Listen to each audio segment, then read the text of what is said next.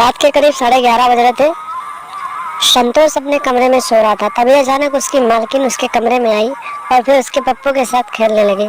और उसके बाद संतोष भी जोश में हो गया और फिर उसने अपनी मालकिन को अपने बेड पर लिटाया और फिर 61-62वां प्रोग्राम शुरू कर दिया। नमस्कार दोस्तों, स्वागत है आप सभी का हमारे एशियन क्राइम अफेयर चैनल में। दोस्तों, एशियन क्राइम अफेयर चैनल को आप सभी लोग सब्सक्राइब कीजिए, वीडियो को लाइक कीजिए और वीडियो को ढेर सारा शेयर भी कीजिए।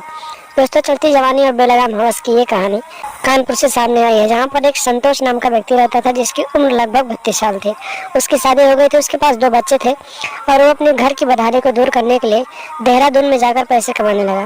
दोस्तों, देहरादून में जाकर वो एक मालकिन के यहाँ ड्राइवरी करने लगा और उसका जो मालिक था बिजनेस के सिलसिले में अक्सर बाहर रहा करता था। दोस्तों, जब वो उसका मालिक बाहर चला जाता था तो उसकी मालकिन अकेले रहती थी और अकेले मन ही मन छटपटाती थी और प्यार करने के लिए परेशान रहती थी। दोस्तों, पूरी रात मालकिन पूरे कमरे में चलती रहती थी और अपने बेड पे करवटें बदलती रहती थी।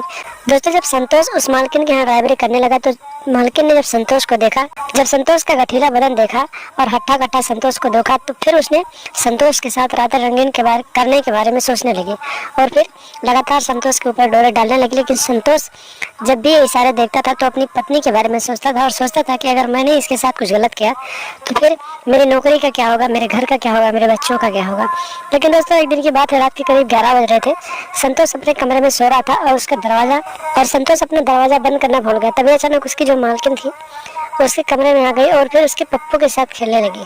धीरे धीरे उसका पप्पू भी नहा धोकर एकदम से तैयार हो गया और फिर जब संतोष की नींद खुली तो संतोष ने देखा कि उसकी मालकिन उसके पप्पू के साथ खेल रही थी। तो फिर दोस्तों, जब कोई मर्द एक औरत को अपने पास पा जाता है तो फिर उसके भी अंदर से एक मर्दानगी वापस आ जाती है। दोस्तों, संतोष भी एकदम से फुल जोश में हो गया और फिर उसने ना आ देखा ना ता देखा और अपनी मालकिन को अपने बेड पर लेटा दिया और फिर जोरदार तरीके के साथ अपने मालकिन के साथ 61-62 वाला प्रोग्राम शुरू कर दिया।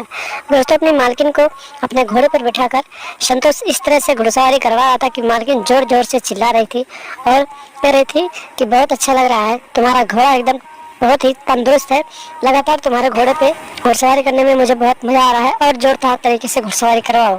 इसी तरीके से दोस्तों 1 से 1.5 घंटे तक संतोष अपनी मालकिन को घुड़सवारी करवाता है और फिर जब थक जाता है तो फिर वहीं पर लेट जाता है और फिर मालकिन अपने कमरे में चली जाती है। इसी तरीके से करीब 15 दिनों तक इन दोनों का खेल चलता है और फिर 15 दिनों के बाद उसका मालिक घर वापस आ जाता है और फिर एक दिन उसकी मालकिन अपने पति के साथ सो रही होती है, लेकिन उसको संतोष की याद सता रही होती है और रात के करीब 12:30-1 बजे की रात होती है।